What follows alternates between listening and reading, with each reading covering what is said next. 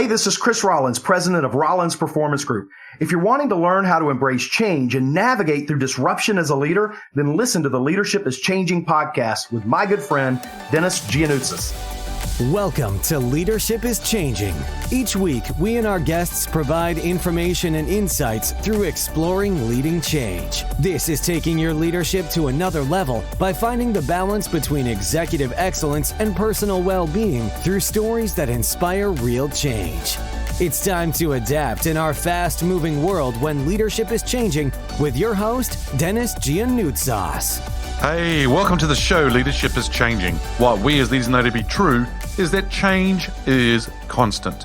Leaders everywhere confront similar obstacles because people are people, but everywhere you go, leaders are overwhelmed, disrupted, and under pressure. They run from email to email, meeting to meeting. Many leaders are not changing quick enough, which means they run the risk of becoming irrelevant and being left behind. Perhaps the show is taking our listeners' leadership to another level by finding their balance between executive excellence and personal well-being through stories that inspire real change. I believe we don't have enough effective leaders in the world today, and if we can get the leaders to step up and lead change, then they can inspire real change. Hey listeners, it's now time to adapt in our fast-moving world, and I've got a wonderful guest with me. His name is Chris Rollins.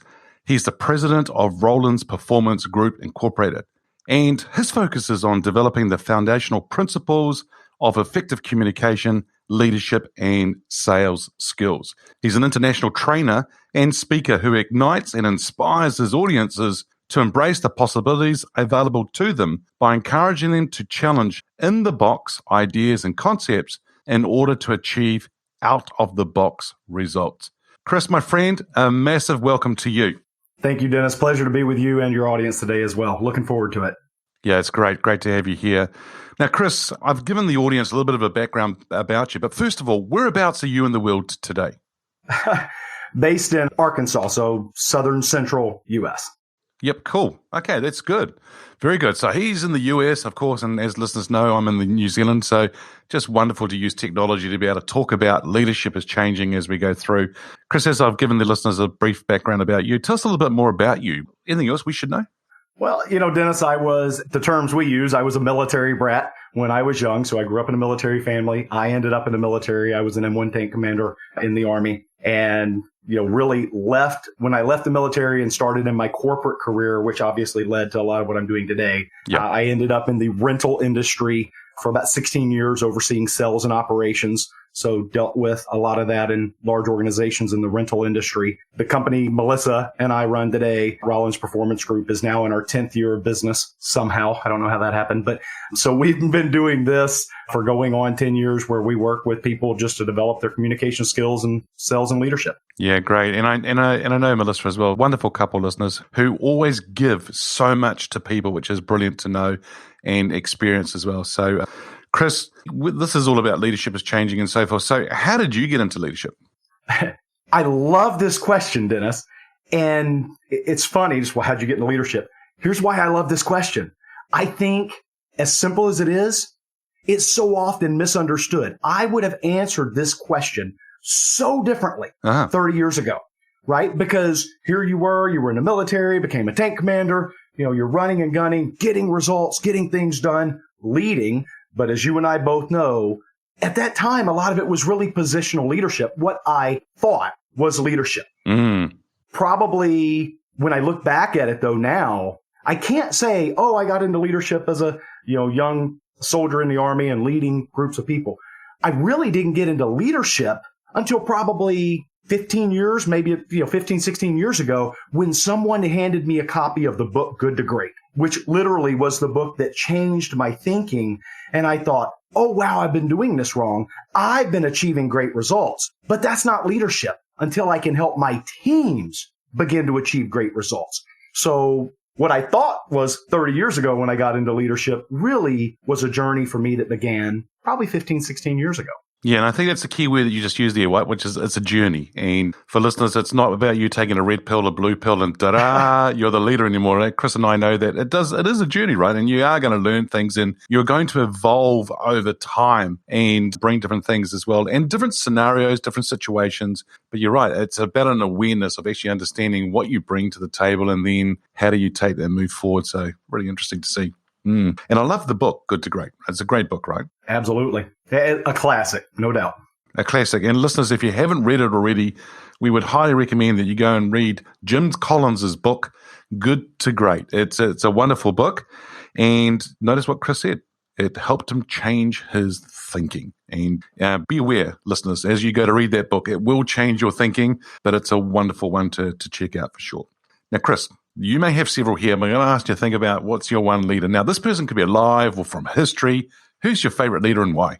I know, Dennis, we could probably rattle off some greats that we really think about. But funny enough, when I really think in my personal life of those that impacted me the most, and I know you say, who's your favorite? I would do a disservice if I didn't say the two people that really impacted me personally and professionally the most. The first really was my first sergeant when I was in the military, because in fact, I found him just a few years ago, right back before the day and age of social media when I was in the 80s and the 90s. And, we connected and hadn't spoken in years. And I told him, I said, I owe you so many things today that when I was a young guy and you'd ride my case, I probably was mad at you half the time for, and I did not know what you were helping me do. But he refused to allow me to perform at less than my potential was, even if it was better than other people's around me, right? He said, you're better than this, and I'm going to push you. I didn't appreciate it then. I'm so appreciative of it now. In my corporate career, when I transitioned, probably the greatest mentor I had was a VP of mine, and we still talk occasionally today, who really helped me begin that shift in that mindset, as I talked about, from understanding, hey, Chris, this is not about you. In fact, one day he actually said to me, Dennis, hey, Chris, this is not the Army. Your employees do not have to come back to work tomorrow morning. And I thought, what? I was mad when he said it. And then I said, oh my goodness, what a light bulb moment when I had to learn that, they don't have to do this. They choose to follow us. And only when they choose to follow us can we truly be leaders. Without their influence, there's no way I would be where I am today. Yeah. And that choice is really amazing. But you've mentioned a few times that word about mindset. And in my introduction of you to our listeners, we talk about the inbox ideas and concepts to achieving the out-of-the-box results. And I think a lot of the inbox is around the mindset. Would that be right? Oh, totally. It's the foundation. When I often talk to people about their map to achieving sustainable results, the M in my map is the mindset. If the mindset is not right, you've lost before you've taken the first step of the journey. Yeah, awesome. Now let's talk about mindset, and it's something about you personally, because I really admire what Chris has just done recently, listeners. He has gone and lost weight, and he has gone and actually becoming this, what I call a corporate athlete, whereby he's done things, but a lot of that probably would have been around the mindset as well, Chris. Do you mind sharing? I mean, I've just already said to the listeners what's happened here, but I mean, I think it's just a really, really important thing for us, because I think a lot of leaders need to be in a position whereby they are fit, they're in a really good shape, because I don't know many high-performing leaders who aren't, right? Dennis, I was fit all my life. Again, from the military time, always been an exercise guy, everything else. But, unfortunately, just over a period of time, as you know, Dennis, we don't wake up, flip the switch, and decide to do this. It creeps up on us, right? Yes. And I was so busy running our business, taking care of my parents, who we were taking care of for a while. I mean, they're gone now, but we were doing all that. And, funny enough, Melissa had shared some pictures with me one day. She said, I took these pictures while you were up I was doing a training. She's like, yeah, I thought you'd see these pictures I snapped of you while you were up there today. And I went, no, we're not putting that guy up on the website, right? And I said, what the heck happened, right? I mean, it happened so slowly you didn't even realize it happened. So yes, I made a decision that said, how am I going to encourage and challenge people to be high performers when I look at myself and say, am I being authentic and true to what I'm challenging them to do? And that was 70 pounds ago, right? This year I've dropped 70 pounds and I'm back to my ideal weight, back to what I was, years ago. I'm back doing my insanity workouts and all those crazy things, but I feel better. I have more energy, and truly I believe it helps me show up and serve my clients at a higher level as well. And I'm about to be a grandfather. Let me say this, Dennis. Melissa and I are about to be grandparents. I know we can actually officially announce that now here soon. So our son and his wife are pregnant with our first grandbaby, and it's going to allow us to be present as they grow up as well. So, oh man, that is so special. Fantastic. Congratulations. That's wonderful to hear that you and Melissa are going to be grandparents, and that is very special. And huge congratulations on that. So for our listeners, 70 pounds in the US, but for kgs, it's about 31 kilograms as well. So that is massive. Now, you think about it, team, when we used to travel around the world, when we used to do that, you think about a suitcase would average between 20 to 23 kilos would be a suitcase. So if you take 1.5 suitcases, that is what Chris has released, and it's amazing. So you're so right. It does come down to that, and it's huge, right? So, yeah. I love that you just said it, how much I've released, right? I do tell Melissa, I refuse to lose it. We are not wired to lose as human beings. In fact, I often say God did not create us to lose. He created us to grow and expand. Therefore, we will always subconsciously seek to find something we've lost. I said, let that go, find health, find vitality, find energy, find the ability to be, like I said, fully present at the highest level so that you can now serve people better than you ever could at the point before. And that's funny when you said that word. Without that, that's part of the mindset piece. I know people say, it's just a play on words. I don't think it is. I think it's a mindset that's critical. Yeah. And I think it's also about what we go through in life and how we have challenges. And then it's about, I could say, release or letting go. It's about not hanging on to that baggage. It's actually letting go. So see the baggage, the suitcases, it's all related, right? So it's actually quite interesting. But once again, Chris, I've got to really admire what you've done. And it's great to see. I don't know if you know, but about almost 3 years ago, I got diagnosed with type 2 diabetes. And I was like, what? And they went, well, you're just over the threshold. And I'm like, really? So I've lost weight. I mean, I went and lost about 12, 15 pounds, something like that. Massive difference, right? And it's so important for us. And do I have more to go? Of course. And will I keep working? Of course. And, birthday yesterday, got my new boxing gloves that I have. I got given some new ones because my hands were starting to hurt because of the old ones have worn out. And fantastic. And it's that kind of stuff. Do you exercise regularly? Oh, yes. Yep. Extremely. 6-7 days a week. Yes. Oh, wow. Good man. Oh, that's awesome. Very good. So there you go, listeners. Our exercises on a regular basis, careful about what you're eating, having that right mindset, which is really important. So did we cover off the favorite leader? Yes, sir. Alive in history and all that? Yep, cool. Now, the show is called Leadership is Changing. And the show is that's the title, that statement. When I mentioned that, Chris, what does that mean to you? What I love about that, and I remember when I first saw you launch this podcast, Dennis, and have seen what you've done with it and have been so proud to see everything you've done as it's grown. But when I really think about leadership is changing, there is an evolution that has to happen that's natural, and it's a part of the process.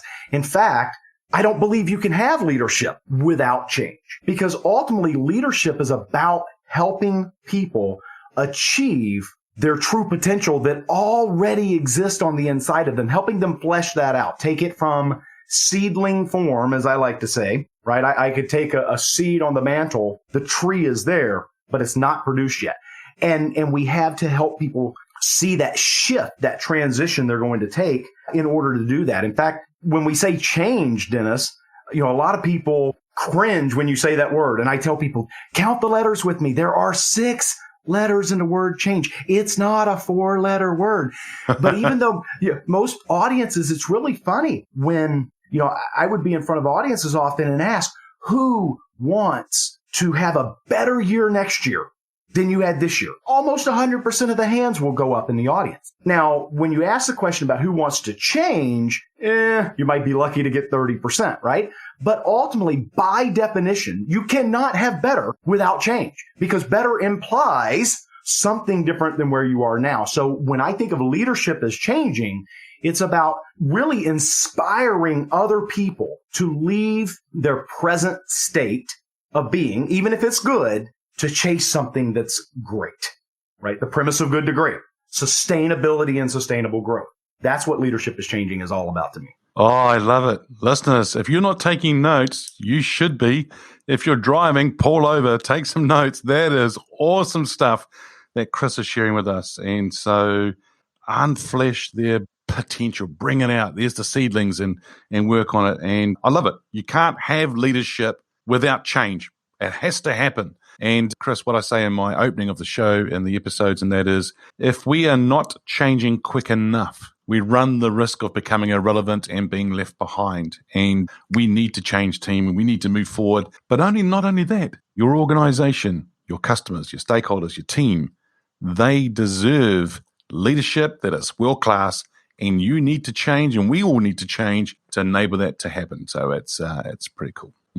Now, Chris, you and I live in a world, and we all live in a world that's changing so fast. Yes. Technology, social, business, everything. What makes a leader successful today in this fast-paced, ever-changing world? Well, obviously, as we talk about the adjustment, what you made the comment about a moment ago with the rapid changes, the thing we all have to be aware of, Dennis, is today's excellence is tomorrow's average. So we cannot get stuck in an area where even if you and I, Dennis, were to perfect the model, let's just assume we could get on here and perfect it. People would say, oh, it's perfect. Don't mess with it now, right? Today's perfection would be outdated tomorrow. So it constantly has to continue to shift. So I truly believe for a leader to be successful in today's rapid change economy that we live in today requires four things, and I'll be quick with them, but I don't believe I can answer this question without saying four. They truly have to be relatable. It's one of the flaws that I see so many times in people in leadership roles.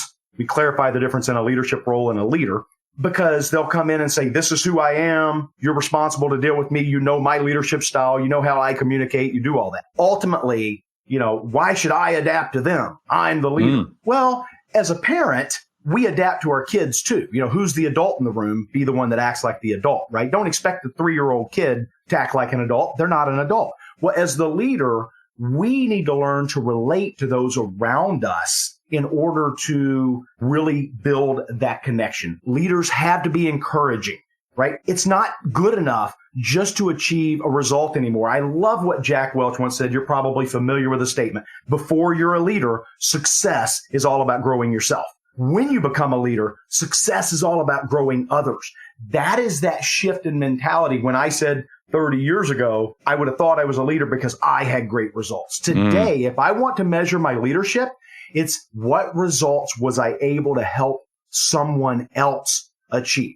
I'm a producer if I produce results. I'm a leader when I help others produce results. And we have to take the effort to encourage people to do that. We have to be adaptable. Funny enough, there you talk about the change. How many times do leaders get stuck in this way of saying, this is what we're doing, we're not shifting? You have to adjust and adapt or die. The smartphone industry, Dennis, is a perfect example. They launched the newest phone. They launched the newest operating system. They're already working on the next iteration. They're never complacent and sitting on their laurels. If they do, God forbid I even say this term, but if they do, they become the BlackBerry of the world, right? There was the day when someone said, nope, we don't need to change. We'll keep our physical keyboards. I get it. That's what they do. And the last is this. If leaders want to remain relevant in this environment, they have to be learners. You never arrive at leadership. That's a place. Leadership is a journey, not a destination. The day you stop learning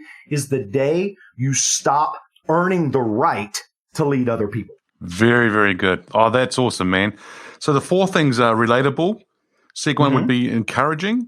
Third one is adaptable. And the fourth one is learning. Is that right? Yes, sir. Yep. Well, being a learner.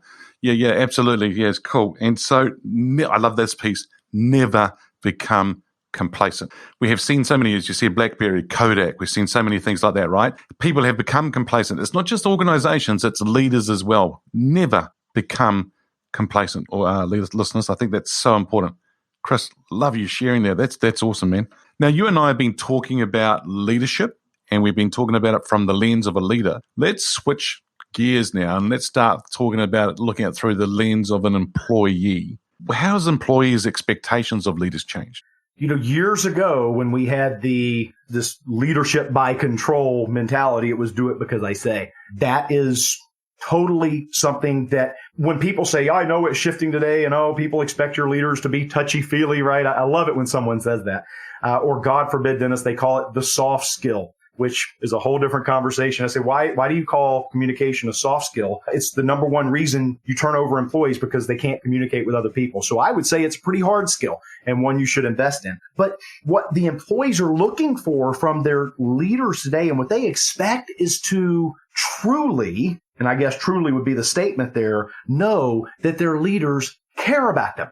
That's not too much. And again, I'm not saying you're here to make everyone happy all day, every day and running around doing that, but you truly have their best interest at heart. So what happens is the leader that's able to meet an employee's expectation would be connecting with them and saying, hey, John Doe, hey, Jane Doe, what are your personal goals that you are seeking to accomplish? And allow them to share, say, that's amazing. Now, these are the corporate goals. When I can help you tie the two together and help you understand how accomplishing A will help you accomplish B, we both get what we want and we bridge the gap that's often, the disconnect, so to speak, with where the environment is to where the employee is. When we do that, the employees would look at us as leaders and say, that's what I needed. And we've met their need. And the employees are right to expect that of us as leaders today. Yeah, excellent. Yeah, great points, because, and I like that bridging the gap. It's between what they as individuals, what their goals are versus what the organization wants to do.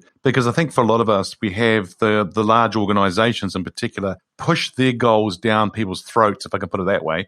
And people are like, well, what does this mean? I don't even understand what it means, because I'm on a daily basis doing these things in my role. But what does that mean? And I'm not part of that bigger strategy or those bigger goals, am I? And they are, because it's really important. It's just they don't relate to it or understand it. And I think a lot of it too is because, Chris, that these leaders don't understand it themselves, so they're not talking about it enough, relating it.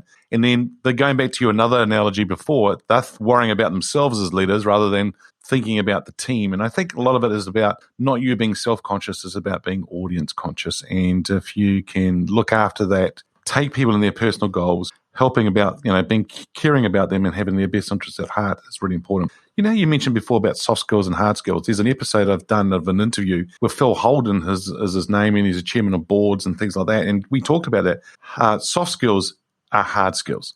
And so even though they're soft skills, they're hard to do. And it's really quite interesting to see that for sure.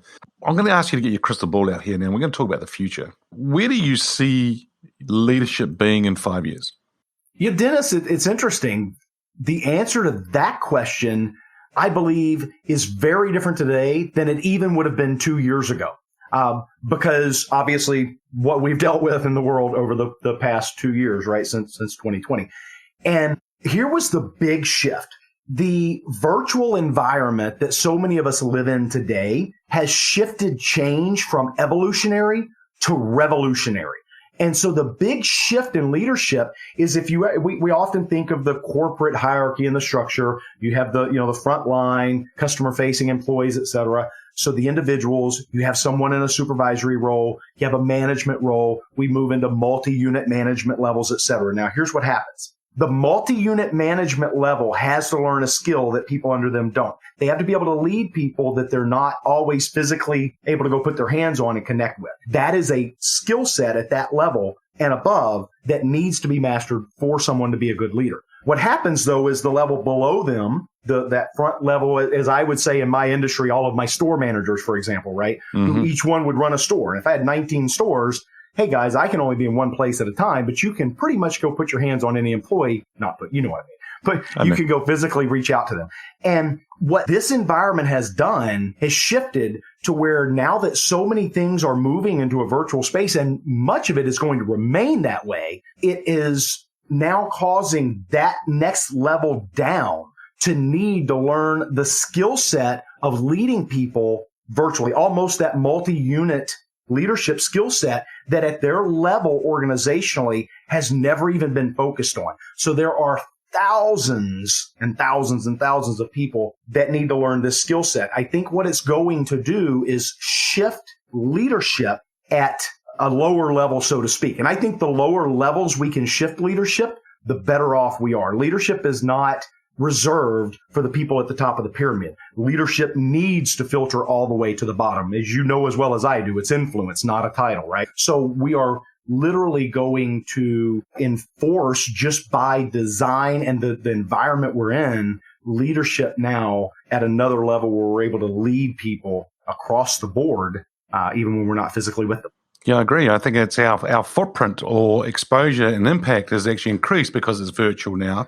And it's totally different. And it's been an interesting 2 years, and it'll be interesting to see where we go in the next 5 years for sure. And it's pretty cool. So, Chris, brilliant stuff. Hey, thank you for joining us on today's show, Chris. If our listeners are wanting to get hold of you, where should they go? Of course, they can always connect with me on LinkedIn. Chris Rollins, I'm pretty easy to find on LinkedIn. I'm a heavy LinkedIn user. They can go to our website at rollinsperformancegroup.com. Simple enough. They can find anything they need about us from there. Brilliant. Chris, really enjoyed this conversation with you today. Once again, thanks for joining us. Thank you, Dennis. Listeners, check out our Facebook group and our LinkedIn page if you haven't already done that. We would love to see you on those platforms, and feel free to bring along your friends and your family and network. It's a wonderful area where we talk about leadership is changing. Hey, listeners, what we as leaders know to be true is that change is constant. Change is incredibly scary, especially with the unknown and unfamiliar territory. It's time to adapt in our fast-moving world when leadership is changing. Look out for the episodes as they're being released. Download them, have a listen, put a review and a rating. Feel free to share them with your friends, your family, and your network. Hey, if there's any feedback you'd like to give me about the show, or if there's a question you have for the Ask Dennis Freestyle episode, then send me an email, dennis@leadingchangepartners.com. Hey, listeners, it's always a pleasure being with you. Thanks for tuning in. Until next time, bye for now. Thank you for listening to this episode of Leadership is Changing with your host, Dennis Giannoutsas. Each week, we and our guests provide information and insights through exploring leading change, inspiring executives and leaders to adapt and lead a bigger game in a fast-moving world.